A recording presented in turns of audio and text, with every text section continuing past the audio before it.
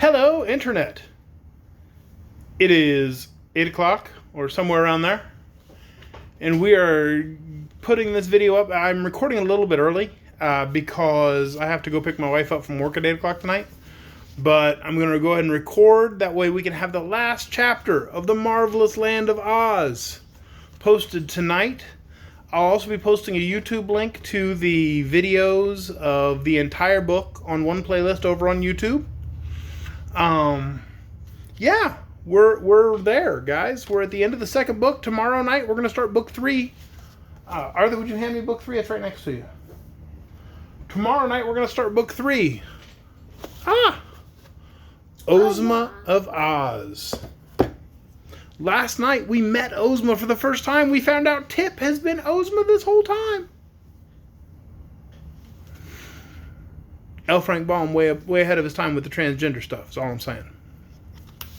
Tonight we are on chapter 24, the very last chapter of The Marvelous Land of Oz. We're going to find out where everybody ends up at the end of this book. This is called The Riches of Content. I've got Arthur sitting here. Annabelle's over in another chair folding laundry. Because, you know, she's almost a teenager and she's got to do that stuff. So let's read together, shall we? Chapter 24, The Riches of Content. When the wonderful tidings reached the ears of Queen Ginger, how Mombi the Witch had been captured, how she had confessed her crime to Glinda, and how the long-lost Princess Ozma had been discovered in no less a personage than the boy Tip, she wept real tears of grief and despair.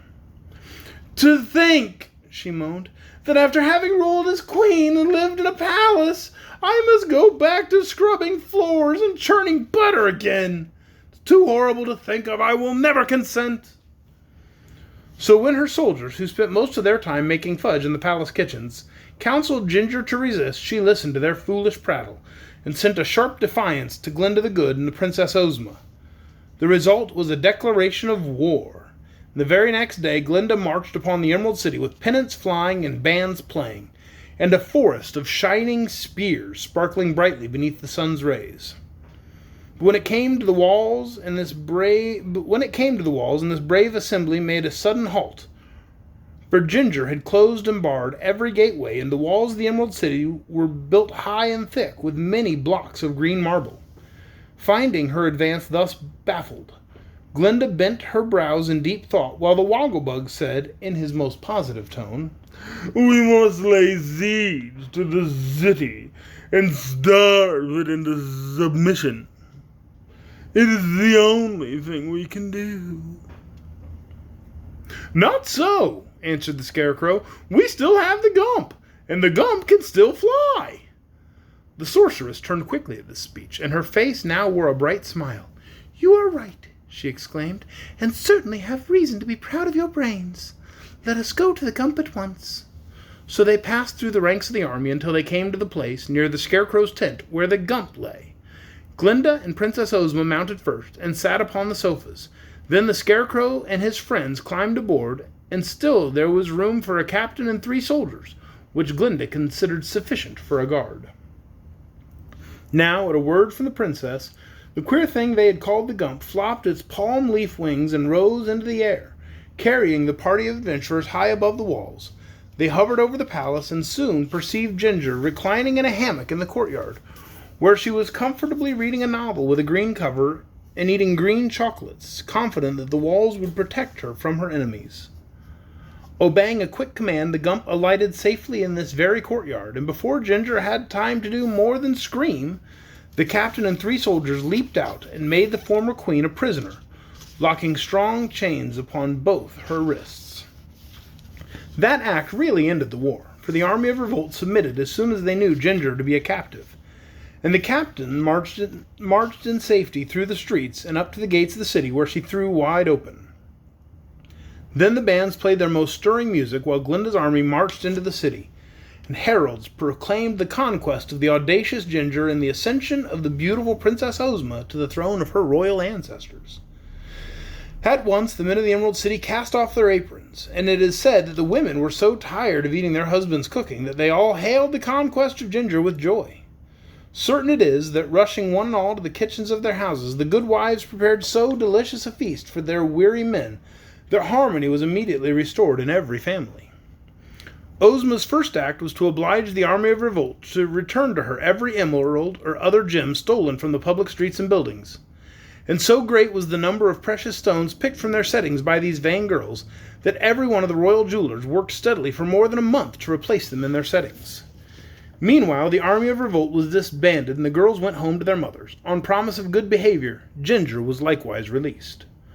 Ozma made the loveliest queen the Emerald City had ever known, and although she was so young and inexperienced, she ruled her people with wisdom and justice, for Glinda gave her good advice on all occasions, and the Wogglebug, who was appointed to the important post of public educator, was quite helpful to Ozma when her royal duties grew perplexing. The girl, in her gratitude to the Gump for its services, offered the creature any reward it might name. "Thin," said the Gump, "please take me to pieces. I did not wish to be brought to life, and I'm greatly ashamed of my conglomerate personality. Once I was a monarch of the forest, as my antlers fully prove. But now, in my present upholstered condition of servitude, I'm compelled to fly through the air, my legs being of no use to me whatever. Therefore, I beg to be dispersed." So Ozma ordered the Gump taken apart. The antlered head was again hung over the mantelpiece in the hall, and the sofas were untied and placed in the reception parlors. The broom tail resumed its accustomed duties in the kitchen, and finally the Scarecrow replaced all the clotheslines and ropes on the pegs from which he'd taken them on the eventful day when the thing was constructed. You might think that was the end of the Gump, and so it was the flying machine. But the head over the mantelpiece continued to talk whenever it took a notion to do so, and it frequently startled, with its abrupt questions, the people who waited in the hall for an audience with the Queen. Just 1 second while I'm reading. I have to do something.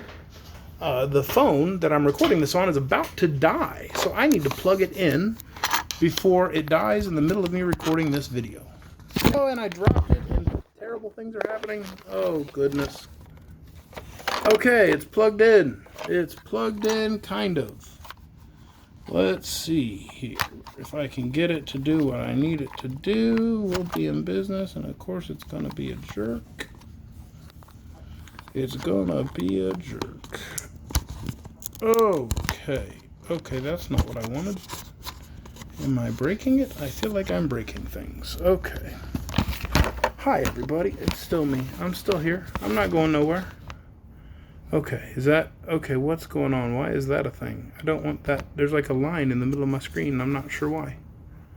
We're going to pretend it's not there and just keep reading. Hi. Sorry about that, but I didn't really want the video to stop in the middle.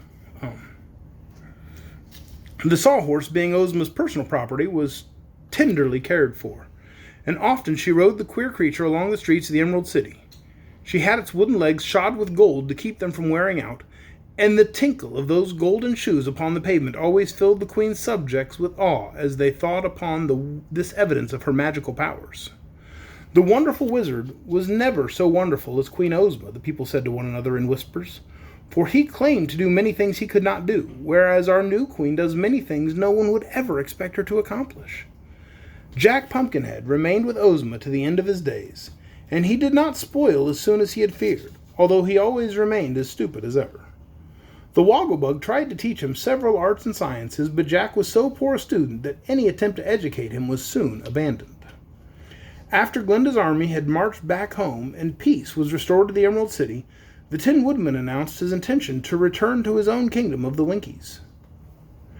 "It isn't a very big kingdom," he said to Ozma, "but for that very reason it is easier to rule, and I have called myself an emperor because I am an absolute monarch, and no one interferes in any way with my conduct of public or personal affairs. When I get home I shall have a new coat of nickel plate, for I've become somewhat marred and scratched lately, and then I shall be very glad to have you pay me a visit."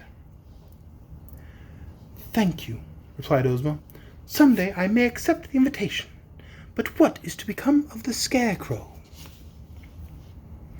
"I have made the Scarecrow my royal treasurer," explained the Tin Woodman, "for it has occurred to me that it is a good thing to have a royal treasurer who is made of money. What do you think?" "I think," said the Queen, smiling, "that your friend must be the richest man in all the world." "I am," returned the Scarecrow, "but not on account of my money, for I consider brains far superior to money in every way. You may have noticed that if one has money without brains, he cannot use it to his advantage. But if one has brains without money, they will enable him to live comfortably to the end of his days. At the same time, declared the Tin Woodman, you must acknowledge that a good heart is a thing that brains cannot create, and that money cannot buy. Perhaps, after all, it is I who am the richest man in all the world. You are both rich, my friends, said Ozma gently, and your riches are the only riches worth having, the riches of content. And thus ends The Marvelous Land of Oz. Thanks everybody for listening and hanging out and watching these videos. Tomorrow night we'll start book 3, Ozma of Oz. We've got 12 books left to read, so I'm not going anywhere, people. I'll be here every night for a long, long time, and I hope you'll join us. Thanks. Good night.